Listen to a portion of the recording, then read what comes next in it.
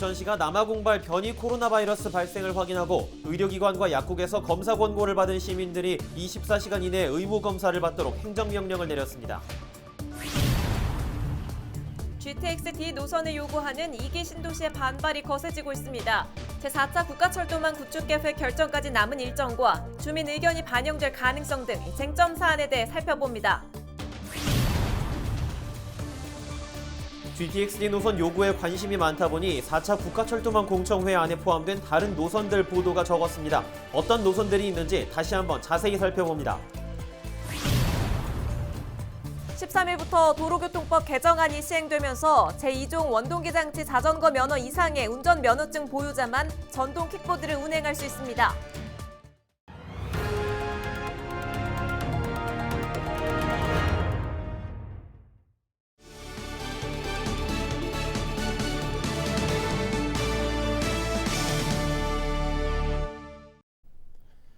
시청자 여러분 안녕하십니까? 헬로티비 경인뉴스입니다. 첫 소식입니다. 코로나19 백신 접종이 속속 이루어지고 있는 상황이지만 이번에는 부천에서 백신 효과가 떨어진다고 알려진 남아공발 변이 감염 바이러스가 발생해 비상이 걸렸습니다. 지역사회 내 추가 전파를 차단하는 게 급선무인 만큼 부천시는 행정명령까지 내렸습니다. 이정하 기자가 보도합니다. 지난달 21일 첫 확진자가 발생한 부천 노인주간보호센터에서 남아공발 변이 바이러스가 확인됐습니다. 관련 확진자가 100명을 넘어선 가운데 변이형 확진은 지난 11일 기준 모두 22명으로 집계됐습니다. 중앙방역당국의 유전체 검사 결과 변이형으로 분류된 사례입니다. 부천 노인주간보호센터와 관련한 추가 확진자 발생은 다소 주춤해졌지만 산발적 감염은 여전히 이어지고 있는 상황. 더욱이 최근 국내에서 남아공을 비롯해 브라질과 영국 등에서 유입된 변이형 감염이 늘어나면서 불안감이 커졌습니다. 특히 일부 변이 바이러스는 백신이나 치료제 효과가 낮은 반면 전염성과 치명률은 더 높다고 알려지면서 시민들의 걱정은 더해졌습니다. 문자 받았어요, 문자. 백신 치료가 지금 안 되는 거 아니에요? 백신으로도 치료 안 된다는 점이랑 그리고 변이 바이러스가 언제 나타날지도 모르고 지금 딱히 좀 불안하기는 하죠. 그런 게. 부천시는 오는 26일까지 질병관리청 경기도 등과 함께 합동 현장 대응팀을 운영합니다. 이에 따라 의료기관과 약국 등에서 코로나19 검사 권고를 받은 시민들을 대상으로 24시간 이내 의무검사를 받도록 하는 행정명령을 내렸습니다.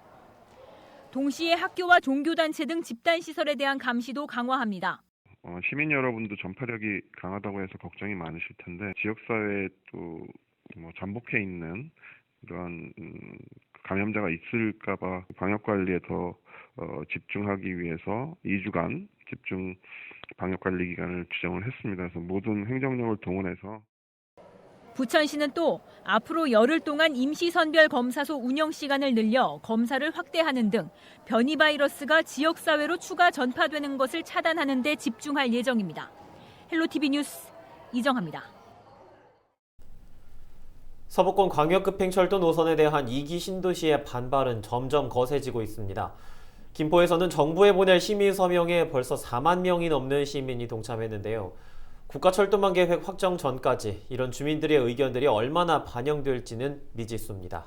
남은 일정은 어떻게 되는지, 주민들의 의견이 받아들여질 가능성은 얼마나 될지, 서부권 광역급행철도 노선을 둘러싼 논쟁들을 취재기자와 자세히 살펴보겠습니다. 이세진 기자와 함께합니다. 이 기자, 우선 이것부터 짚어보죠. 2기 신도시 주민들이 정부에 요구하는 것들, 구체적으로 어떤 것들입니까? 네, 김포시가 지난 주말 시민 청취회를 거쳐서 정리한 지역민들의 요구는 이렇습니다. 당초 정부가 언급한 광역철도 노선을 축소하거나 제외한 것은 2기 신도시를 우롱한 처사다. 서울을 지나는 서부권 광역급행철도 노선과 서울지하철 5호선 김포 연장안을 정부 계획에 반영해달라. 더불어 주민들은 지난 공청회 결과에 대해서 국토부가 충분히 납득할 만한 근거를 제시해달라고 요구하고 있습니다. 그런데 한국교통연구원이 이런 노선 초안을 내놓은 이유에 대해서 지역 정치권 분석은 어떻게 하고 있습니까? 네, 일단 지난 공청회에서 한국교통연구원 측이 언급한 이유는 이렇습니다. 타당성이나 수도권 지방 간 투자 균형, 그리고 기존 노선의 영향을 종합적으로 고려했다. 그러면서 언급한 말이 있습니다. 한번 들어보시죠. 사실 지자체에서 저희한테 제안한 노선은 상당히 긴 노선이었고요. 그 노선의 뭐 타당성도 나쁘지는 않았습니다. 그렇지만 그 노선을 건설을 하게 되면 그러니까 투자비가 10조 가까이 들게 돼서 이 사업을 하게 될 경우에는 다른 지방의 사업을 못 하게 되는 그런. 네, 이렇게 과도한 투자비에 대한 언급이 있었는데요. 아시다시피 인천시 제시안인 이른바 Y자 노선은 10조 원 규모, 그리고 경기도 제시안인 김포 하남 노선은 5조 원 규모입니다. 김포 주민들은 인천시 노선에 비해서 예산 규모가 적은 경기도안은 왜 타당성이 떨어지는지에 대한 근거가 필요하다고 주장을 하고 있습니다. 설명이 충분하지 않다 보니 일각에서는 다른 속내가 있는 것 아니냐 이런 이야기도 나오는데요. 이번 주민청취회에서도 정부가 서울 남부를 포함한 집값을 우려해 2기 신도시 교통대책을 망설이는 것이 아니냐 이런 지적이 나왔습니다. 이 부분에 대해 지역 정치권에서는 어떻게 보고 있는지 물어봤는데요. 직접 들어보시죠. 그 자체가 조금 잘못된 근거라고 생각이 들고요. 그러면서도 한편으로는 아까도 말씀드렸던 것처럼 이 경쟁 구성이 있었던 것이 상당히 우리 김포에게는 부담스러운 문제였다라는 생각이 들어요. 납득할 수 없다라는 거는 박 의원 역시 주민들과 같은 입장인 것 같은데 그렇다면 정치권에서 어떤 대응이 필요할 것 같습니다. 어떤가요? 네, 그 부분은 김포 지역 정치권의 공동 기자회견 발언으로 한번 들어보겠습니다. 김포 시민의 절박한 요구가 또다시 거부된다면 시민들의 목소리를 대변해야 할 모든 수출 공무원들은 50만 김포 시민들의 준엄한 요구를 받아 강력한 시민행동을 적극적으로. 네, 이렇게 강력한 직접 행동을 하겠다라는 이제 언급을 했는데 아무래도 일각에서는 지역 정치권이 삭발이나 단식을 해서라도 주민 의견을 관철시켜야 하는 것 아니냐 이런 말까지 나오자 이런 여론을 의식한 부분이 아닐까 하고요. 이날 정치권은 정부와의 정책 협의 그리고 청와대나 민주당 지도부까지도 면담을 고려하고 있다라고 이제 답변을 했습니다. 강경 행동에 대해서는 망설이거나 주저한 적은 없다면서도 시점이나 상황을 고려해야 할 문제라고 덧붙였습니다. 그렇군요. 주민들이 결국 가장 궁금해하는 건 이걸 것 같습니다. 지역 주민들의 입장이 실제로 국가철도망 계획에 어느 정도로 반영이 될 것인가 이걸 궁금해할 것 같거든요. 어떻습니까? 네, 정부는 일단 다음 달 철도망 구축 계획을 확정합니다. 다만 확정 전까지는 의견 수렴 절차를 거쳐야 하는데요. 김포시는 우선 이 의견 수렴에 활용할 주민 의견과 서명을 모으는 데 집중하고 있습니다. 앞서 주민청취회를 통해서 시민들의 의견 일부는 받았고요.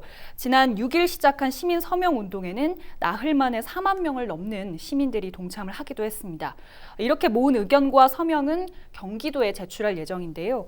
경기도는 24일까지 김포시를 포함한 각 지자체의 의견을 취합해 국토부에 전달할 예정입니다.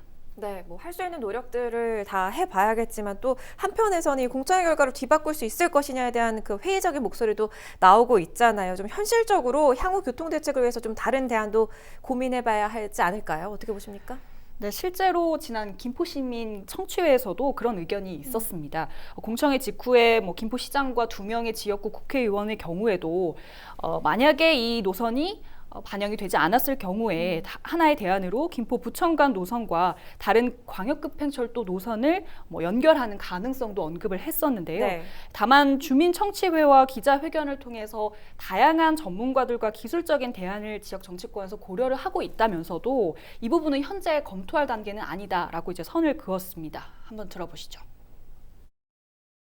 현재 노선으로 결정이 되어버린다면 어떻게 이 노선을 공유한 방안이 어떻겠냐라고 제안을 주신다고 있습니다. 1차적으로는 저희들이 이 원안이 가장 타당하기 때문에 이 원안을 강력하게 촉구하는 것이고 그 이후에 대안으로 어떻게 더 활용을 해서 우리가 원하는 게 서울의 직결 아니겠습니까? 예, 서부권 광역급행철도 노선 초안에 대한 파장이 크기 때문에 역시 철도망 계획 확정까지도 진통이 참 많을 것으로 예상이 됩니다. 오늘 여기까지 듣도록 하겠습니다. 이세진 기자였습니다.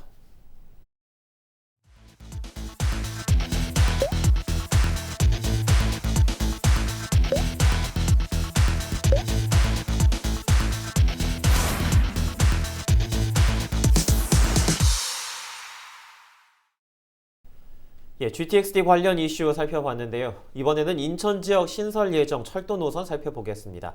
취재 기자 나와 있습니다.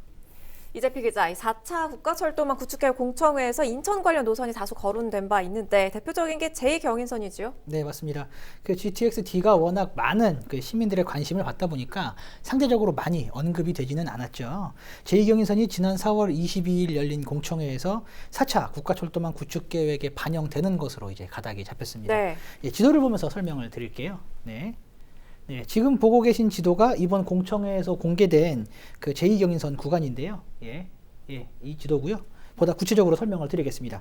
인천 청학에서 시작해 인천 노년, 서창을 거쳐서 부천 옥길 그리고 광명까지 이어지는 노선이 신설될 계획인데요. 지도에 빨갛게 표시된 부분이 이제 신설 구간입니다. 그 여기까지 신설 노선이 이번 4차 국가철도망 구축 계획에 이제 포함될 예정인데요. 네. 이후 초록색으로 표시된 구로 차량기지 이전 노선과 파란색으로 표시된 기존 경인선 구간이 연결이 됩니다. 그러면 청학에서 광명, 신도림, 노량진을 잇는 제2경인선이 되는 거죠. 네. 예, 제2경인선은 박남춘 인천시장의 핵심 공약이기도 한데요. 인천시는 4차 국가철도망 그 반영과 동시에 예비 타당성 조사를 같이 끝낸다는 계획입니다. 네. 현재 기재부에서 예비 타당성 조사를 진행하고 있고요. 2022년 하반기에 기본 계획을 고시하고 2024년 하반기에 착공 그리고 2029년 개통을 목표로 하고 있습니다. 예, 제2경인선 인천 입장에서는 굉장히 중요한 철도일 것 같은데 인천 2호선의 일산 연장도 예상이 좀 되죠? 네, 맞습니다. 이 역시 지난 4월 공청회에서 언급이 됐습니다. 그 지금 보시는 이제 공청회 당시 표시된 노선 지도를 보면서 설명을 드리겠습니다. 이게 그 당시 공청회 당시에 그 공개된 지도인데요. 인천 서구와 고양시, 일산 서구를 잇는 모양새입니다. 보다 구체적인 지도를 보면서 추가 설명을 드릴게요. 네, 지금 이 지도인데요. 인천 2호선 독정역에서 김포 도시철도가 있는 김포 걸포 북변을 지나 GTX-A가 있는 킨텍스, 그리고 경의중앙선이 있는 일산역, 그리고 중산지구를 연결한다는 구상입니다. 그럼 인천 2호선이 굉장히 넓게 연결된다고 볼 수가 있을 것 같아요. 그리고 공항철도의 경우 고속화가 추진된다고요? 네, 맞습니다. 현재 공항철도의 이제 표정 속도가 시속 80km거든요. 근데 이것을 시속 100km까지 올린다는 계획을 이번 공청회에서 발표를 했습니다. 네. 이 정도면 이제 GTX급이라고 할 수 있다고 해요. 그 일반 열차의 경우 인천공항에서 서울역까지 그 66분 걸렸는데 고속화가 되면은 51분으로 단축될 것이라고 합니다. 그리고 급행의 경우에는 39분이면 서울역까지 닿을 것으로 예상이 되고 있습니다. 그렇군요. 추가 검토 사업에서도 인천 관련 노선이 좀 여럿 포함되어 있었죠? 네, 맞습니다. 그 가장 대표적인 게 서울 2호선 청라 연장입니다. 네. 선행 필수 사업인 서울 2호선 대장 연장 사업이 이번 국가철도망 구축 계획에 포함이 된다면 이에 따라서 추가 반영될 가능성이 있는 그런 사업이고요. 그리고 인천 2호선 안양 연장 사업도 추가 검토 사업에 포함이 됐습니다. 인천 2호선 인천 대공원역에서 이제 안양을 잇는 노선이고요. 그리고 마지막으로 월곶과 인천 신항을 잇는 인천항까지, 인천 항선까지 이렇게 모두 3개의 노선이 추가 검토 사업에 포함이 됐습니다. 네, 알겠습니다. 지금까지 인천 지역 신규 예상 철도 상황 살펴봤습니다. 이재필 기자였습니다.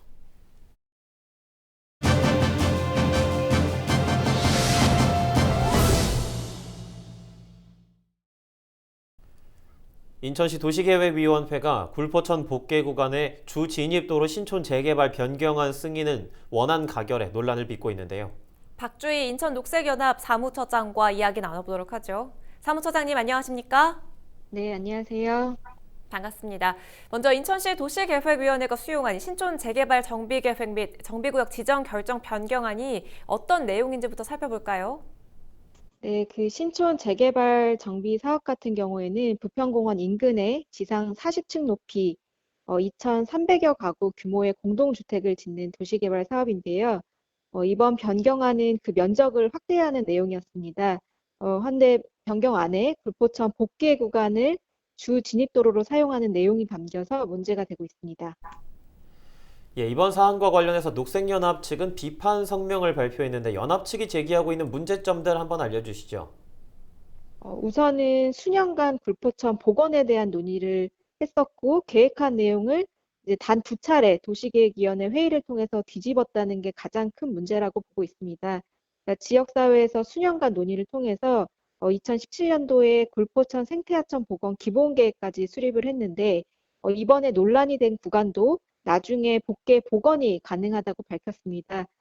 하지만 이번 신촌 재개발 사업 변경안 승인 내용대로 2,300여 세대가 이용하는 주 진입도로가 된다면 복원 자체가 좀 어려워지는 부분이 있습니다.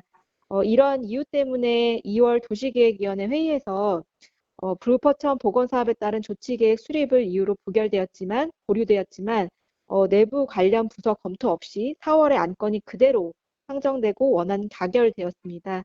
그러니까 공공적이고 공익적인 관점에서 도시계획을 결정해야 하는 도시계획위원회가 수년간 논의 결정되어 온 불포천 복원 계획을 한순간에 어렵게 만든 겁니다. 네, 그런데 이 부평구 측은 전문가 의견에 따르면 부평공원 아래로 흐르는 하천 방향을 틀면 굴포천 복원에 문제가 없다는 입장인데요. 이런 해명 어떻게 보십니까? 지금 덮여 있는 이제 복개되어 있는 물길을 주 진입도로로 사용하면 나중에 이제 굴포천을 복원할 때 이제 물길을 부평공원 쪽으로 틀면 되지 않겠냐, 뭐 이런 이야기도 있는 것 같은데요.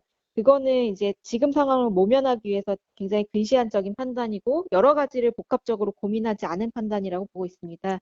그러니까 불포천 복원 계획은 수년 전부터 있어 왔거든요. 그래서 신촌 재개발 사업 같은 대규모 도시 개발 사업을 할 때 함께 구성을 하는 게 맞고요. 부평공원 쪽으로 새로 물길을 만들게 되면 인천시가 관리하는 부평공원에 대한 변경 협의도 해야 되고요. 그 물길을 새로 잇게 되는 그 이후에 물길 같은 경우에는 철도청 부지랑 또 가 포함되어 있기 때문에 철도청과의 협의도 또 필요한 상황입니다. 그렇게 되면 그림을 전체적으로 변경하고 논의하는 과정을 거쳐야 되는데 그야말로 저는 행정적 낭비라고 보고 있거든요. 그래서 왜 수년간 논의해온 내용들을 한순간에 변경해서 이런 논란과 행정력 낭비를 불러일으켰는지 저는 오히려 이해할 수가 없습니다. 예, 그렇다면 신촌 재개발 계획이 어떤 방향으로 개선돼야 한다고 보십니까? 우선은 신촌 재개발 사업 부지 안에 도로 부지를 포함시키는 걸 적극적으로 고민해야 된다고 봅니다. 그리고 지금 복개된 구간, 향후에 이제 복원하는 게 필요하겠다라고 했던 그 구간은 계획대로 복원을 추진하는 게 적절하다고 보고 있고요. 그래서 저는 오히려 지금 당장 구체적인 복원 계획이 수립되지 않았지만 신촌 재개발 사업을 통해서 하천 복원을 할 수 있는 구체적인 실행해 나갈 수 있는 기회라고 생각을 하고 있습니다. 요즘에 시민분들이 뭐 환경이나 기후위기에 관심이 많이 갖고 계시잖아요. 하천이 그런 환경을 개선하고 기후위기를 완화시켜 줄 수 있는 중요한 공간으로서 또 인정을 받고 있는데 부평공원도 손대지 않고 불필요한 행정력 낭비하지 않고 하천을 제대로 복원하는 길이 저는 시민분들을 위한 일이라고 생각을 합니다. 예, 알겠습니다. 오늘 말씀 여기까지 듣도록 하겠습니다. 고맙습니다. 네, 감사합니다. 지금까지 박주희 인천 녹색연합 사무처장이었습니다.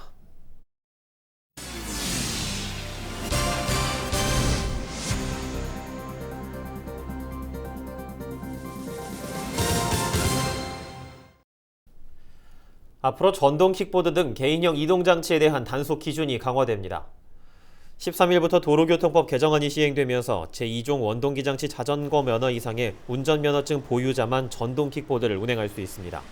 만일 이를 어기고 면허 없이 운전하다 적발됐을 시 10만 원의 범칙금이 부과됩니다. 헬멧 등 보호장비를 착용하지 않으면 2만 원, 2명 이상의 인원이 한 기기에 탑승했을 때도 4만 원을 내야 합니다. 또 만 13살 미만의 어린이가 운전을 엄격히 제한하는 한편 음주운전 처벌도 강화돼 술을 마시고 전동 킥보드를 탔을 때는 범칙금 10만 원을 물게 됩니다. 얼마 전 서울시와 경기도가 모든 외국인 노동자들에게 코로나 검사를 받으라는 행정명령을 내려 인권침해 논란이 일었었죠. 네, 그런데 최근 일부 지역에서 외국인 노동자들의 코로나19 확진이 늘면서 행여 외국인 기피증이나 혐오증이 생기지 않을까 걱정하는 분들도 계시더라고요. 예, 미국에서 아시아인을 상대로 한 묻지마 증오 범죄를 보고 참 우려스럽다라는 생각을 했는데 우리나라에서도 그런 일은 없어야 할 것 같습니다. 네, 그래선 안 되겠죠.